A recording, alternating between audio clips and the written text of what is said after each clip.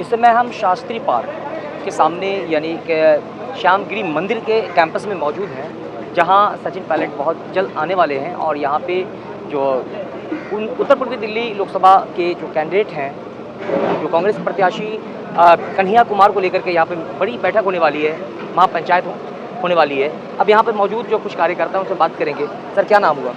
मेरा नाम संदीप गुजर है, राजस्थान से हूँ। राजस्थान यूनिवर्सिटी के महाराजा कॉलेज का अध्यक्ष हूँ। तो किस लिए यहाँ पे?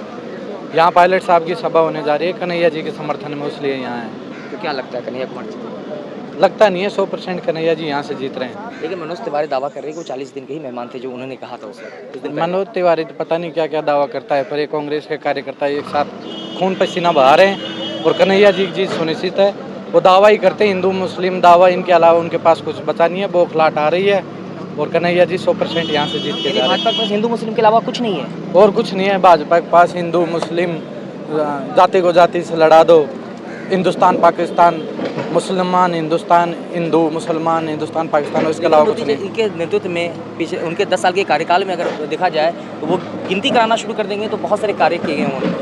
कार्य तो प्रधानमंत्री बनेगा, उसका फर्ज बनता है कार्य करना, पर वो कार्य नहीं हुए जो पहले हुए हैं। मोदी जी बस दिखावा करते हैं, जो कार्यों का दावा करते हैं वो भारी दिखावटी है, अंदर के कोई कार्य नहीं हुए। क्या नाम हुआ सर? मेरा नाम सीबी यादव है, मैं विश्वविद्यालय में प्रोफेसर हूँ। तो यहाँ किस लिए कन्हैया कुमार को के समर्थन के लिए आए? नहीं, कन्हैया कुमार के समर्थन के लिए नहीं आया मैं। इस देश के लोकतंत्र को, संविधान को और इस देश की आत्मा को बचाने आया हूँ। इस देश में जो तानाशाही की तरफ लगभग बढ़ नहीं चुका, कोई 2 कदम नहीं, बहुत आगे जा चुका है। उससे एक जिम्मेदार नागरिक का कर्तव्य बनता है कि उसको बचाया जाए।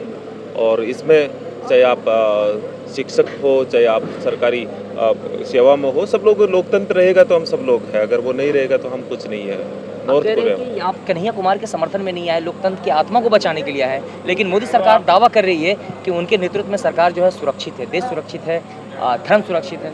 हिटलर दावा नहीं करता था क्या? किम जोंग उनको पूछो, नॉर्थ कोरिया में। मोदी जी हिटलर है? नहीं, पूछो ना उनको कि वो दावा नहीं करते हैं क्या। अभी 90% वोट लेकर के जो रशिया के चुनाव हुए, अभी आपको पता हो, व्लादिमीर पुतिन, वो दावा नहीं करते हैं क्या? मैं ये नहीं कहता, लेकिन एक मेंटलिटी है, एक सोच है।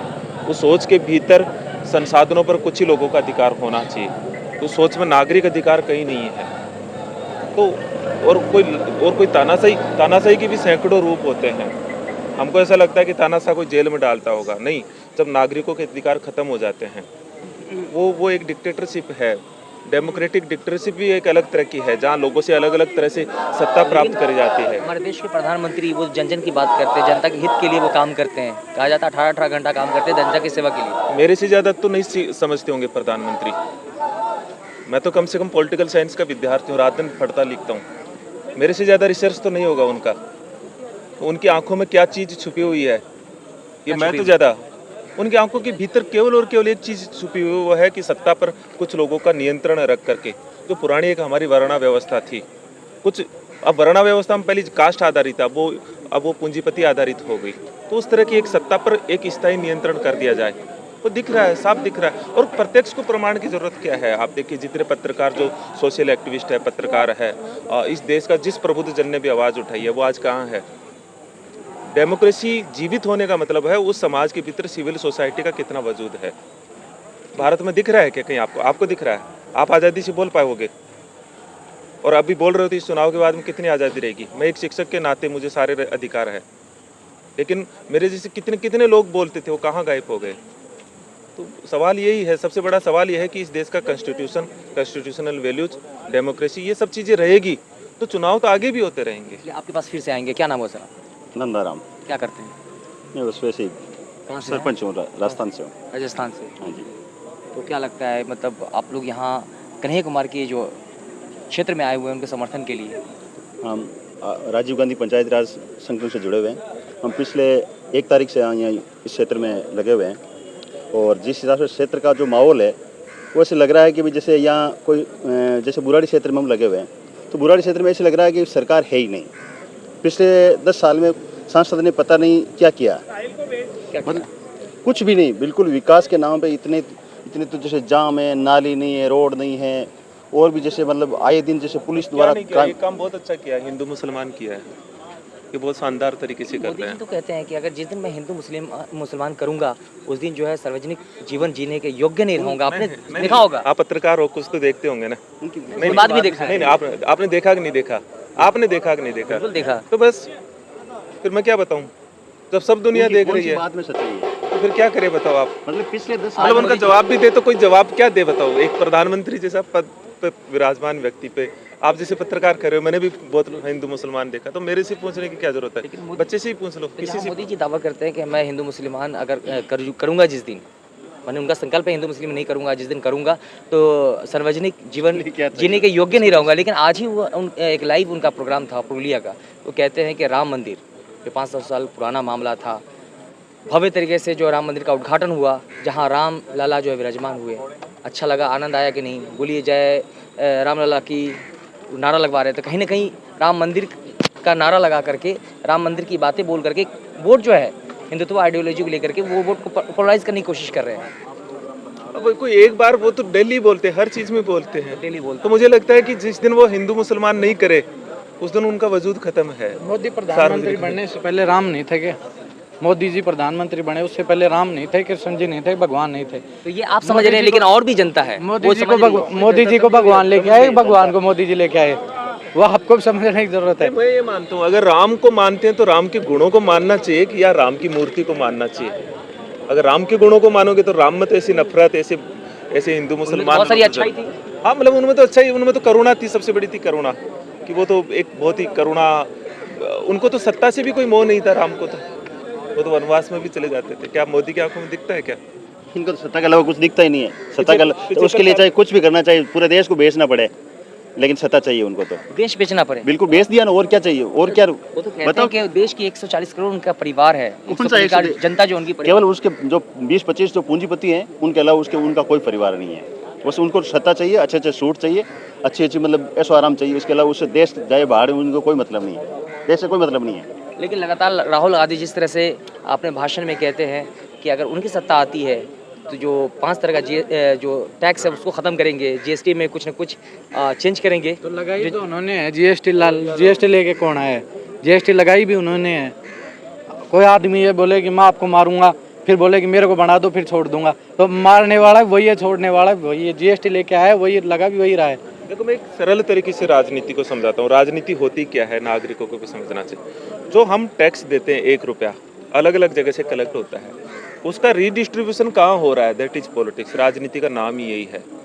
अगर ये रीडिस्ट्रीब्यूशन मोदी जी केवल 22 उद्योगपतियों को 16 लाख करोड़ रुपए कर देते हैं, मतलब केवल राइट ऑफ करते हैं, उनको माफ भी नहीं करते, इसका मतलब उनका गरीबों से टैक्स लेकर के उसका रीडिस्ट्रीब्यूशन उधर करते हैं। राहुल जी क्या कह रहे हैं कि उसको हम इधर गरीबों के 70 करोड़ लोगों को हम कर देंगे। कोई पैसा ऐसा नहीं कि कहीं से आएगा, वही जनता का पैसा जनता के पास जाएगा। 8,500 रुपये पर मंथ अगर गरीब महिला को दे रहे तो राहुल जी एहसान नहीं कर रहे, वो जनता का पैसा था जो जनता को जाना चाहिए, जो होना ही चाहिए एक लोकतंत्र में, वो बात राहुल जी कह रहे हैं। उसमें कोई दाता और कोई शासक और प्रजा की बात नहीं होती है। मोदी जी ऐसे व्यवहार करते हैं कि मैं तो राजा हूँ और ये प्रजा है, मैं दे रहा हूँ। ये मोदी कहते हैं 16 लाख करोड़ जो है मोदी गवर्नमेंट में जो है उद्योगपति के लिए खर्च किया गया है, तो मैं गरीबों के लिए गरीबों को दे दूंगा। उनको वो शिक्षा में खर्च होगा, वो स्वास्थ्य के बीमा में खर्च होगा, तो वही तो बात होगी, वही चीज होगी। तो राजनीति, नागरिकों को भी हमारे देश में राजनीति समझ में नहीं। उनको लगता है कि धर्म की बात करना राजनीति है कि जो हम टैक्स देते हैं उनका वापस हमारे भीतर कितना परसेंटेज आ रहा है, क्या वितरण आ रहा है, शिक्षा पे कितना हो रहा है। क्योंकि मुख्यतः देश के भीतर जो मेन चीज सरकार से चाहिए वो क्या चाहिए? शिक्षा, स्वास्थ्य, भोजन, मतलब रोजगार, कानूनी व्यवस्था। इसके अलावा नागरिक को चाहिए क्या सरकार से? हिंदू मुसलमान तो नहीं चाहिए ना। मुझे क्या चाहिए? मुझे चाहिए कि मेरे बच्चे जब बाहर जा रहे हो तो कौन कर रहा है आजकल? जनता भी तो मतलब दो आइडियोलॉजी, जो 2 तरह की जो विचारधारा है उसमें बटी हुई जनता भी नहीं। बाट आप जनता को तो यहाँ भी हम खड़े हैं। लड़ाना बहुत आसान काम है, प्यार मोहब्बत में जोड़ना बहुत मुश्किल काम रहा हमेशा से। बुद्ध ऐसे ही नहीं हुए। जनता का तो सबसे बड़ा दुश्मन है ना, जो घरों में जो टीवी लगी हुई है और जो ये आज का जो गोदी मीडिया है, ये सबसे बड़ा इस जनता का दुश्मन है। तो जनता क्यों, पहले तो क्या है कि जैसे गाँव में या हर जगह लोग बाहर बैठ के एक दूसरे का सुख दुख की बात करते थे, लेकिन अब क्या है कि ज़्यादातर लोग घरों में रहते हैं, उसका सबसे बड़ा दुश्मन है आज की जनता का, वो है टीवी। वहाँ उसमें हिंदू मुस्लिम के अलावा कोई मतलब बात ही नहीं दिखाते। और एक ही बात है कि हिंदू खतरे में, हिंदू खतरे में। इतने साल से, मतलब 5,000 साल से ये हमारा मतलब किससे डर है? किससे डर है? यही तो हम मोदी जी से पूछना चाहते हैं, किससे डर है? जहाँ मतलब जैसे 80%। आप हिंदू, मैं हिंदू हूँ, जाट हूँ, तो आपको किससे डर है? मेरे को किसी से डर नहीं है। मुसलमान से खतरा नहीं, होगा। किसी से। कौन मुसलमान? कोई मुसलमान तो हम तो रात दिन साथ में उठते बैठते खाते लेकिन पीते। अक्सर चुनाव में तो चाहे स्टेट इलेक्शन नहीं, हो ये- या फिर जो है लोकसभा का हो, ये इस तरह का जो माहौल केवल बनाया जाता है। मोदी जी और भाजपा के अलावा कोई हिंदू मुस्लिम करता ही नहीं है। भगवान से बस, और बस किसी से डर नहीं है। किसी से डर नहीं है। क्या नाम हुआ सर? राजेश असवाल जैसे पार्षद। देखते हैं जब अभी जिस तरह से हमारे देश में अभी पॉलिटिक्स की जा रही है, हमारे जगह जगह जो जब सभाएं कर रहे हैं हमारे देश के प्रधानमंत्री, अब वो अपने भाषण में जो अपशब्द का इस्तेमाल कर रहे हैं। इस्तेमाल एक प्रधानमंत्री को ऐसे पद पे रहते हुए ऐसे शब्दों का उपयोग नहीं करना चाहिए कि जनता को बहस चुराना, हार चुराना, ये उनका एक शोभा नहीं देता। देता है रोटी, कपड़ा और मकान। सर क्या नाम? मेरा नाम जुगुल हाटिला है। मैं राजस्थान के नोखा बीकानेर से आता हूँ। पूरी राजस्थान दिल्ली उठकर आ गए।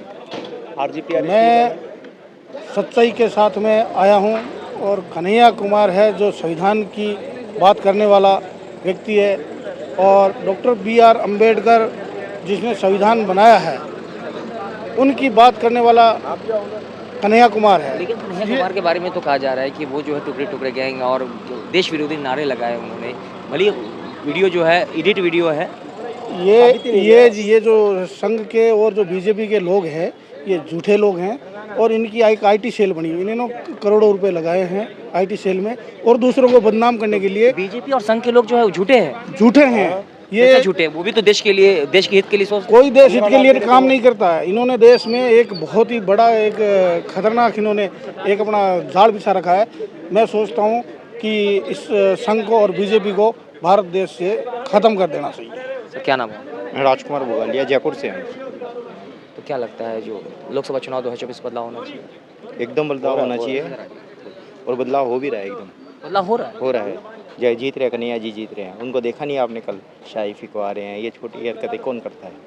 अंदर कौन फेंकवा रहा है स्याही कौन? बीजेपी वाले फिकवा रहे हैं। वो क्यों फेंकवाएंगे? वो तो कह रहे हैं कि अखिलेश सब पे भारी है। नहीं, वीडियो है। कौन भारी है? मोदी जी भारी है। कहाँ से भारी है? उनको अगर मोदी जी अगर भारी होते तो उनको मणि और मणिपुर तो दिखता नहीं है। मणि दिखती है, मणिपुर नहीं दिखता। ये तो आप देखो। क्या बात कर रहे हैं? वो रमज़ान में स्पेशल दूध भेज करके वहाँ गजा में जो है वहाँ के वार बमबारी रुकवाते हैं रमज़ान में। रमजान में नहीं, यहाँ के मुस्लिम बेकार है। घर में तो इतना मारना चाह रहे हो, और यहाँ का बुलडोजर किसने चलाया? बुलडोजर इन्होंने कितना हिट किया इन्होंने, ये देखो ना आप। सर क्या नाम हुआ? हिदायत नाम है, राजस्थान उदयपुर से है। हिदायत जी बताइए। आप अभी ठीक चल रहा है? अच्छे दिन आए आपके? आप अभी मेरे पास मेरे साथी से पूछ रहे थे कि वो गाजा में मोदी जी युद्ध रुकवा रहे हैं और ये कर रहे हैं। मैंने देखा है ऐसा। हाँ, आपने देखा, अच्छी बात है। जरा मणिपुर की तरफ भी आज नजर डालिए आप। मणिपुर हमारे देश का हिस्सा है। यहाँ की जनता ने उन्हें चुना है, यहाँ उनकी जिम्मेदारी है, यहाँ जवाबदारी है उनकी, यहाँ पर जवाबदारी है। यहाँ रुकवाए युद्ध, यूक्रेन और मणिपुर बाद में चले जाए आराम से।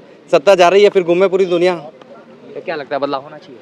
बदलाव बिल्कुल होना चाहिए, क्योंकि बदलाव जब तक नहीं होगा तब तक इस देश की जो राजनीति है जो इस तरह से चल रही है, ये तानाशाह सरकार जो है बहुत जल्द इस देश के संविधान को ख़त्म कर देगी। और आने वाले समय में जो इनकी जो मंशा है कि इस देश में विपक्ष नाम की कोई चीज़ नहीं रहे और ये अकेले ही इस देश पे राज करे, जिस प्रकार से जर्मनी में हिटलर राज किया करते थे, उसी प्रकार से ये मोदी जो है देश में राज करना चाहते हैं और संविधान को ख़त्म करके इस देश में चुनाव को रोकना चाहते हैं। धन्यवाद। अभी आपने देखा कि जनता ने क्या कहा, ये भी देश की जनता है, इनकी क्या राय थी और इन्होंने क्या कहा। इन सभी मुद्दों पर आपकी क्या राय है, कृपया कमेंट में हमें जरूर बताएं। फिर मिलेंगे एक नई अपडेट के साथ। तब तक के लिए नमस्कार, जय हिंद, जय भारत।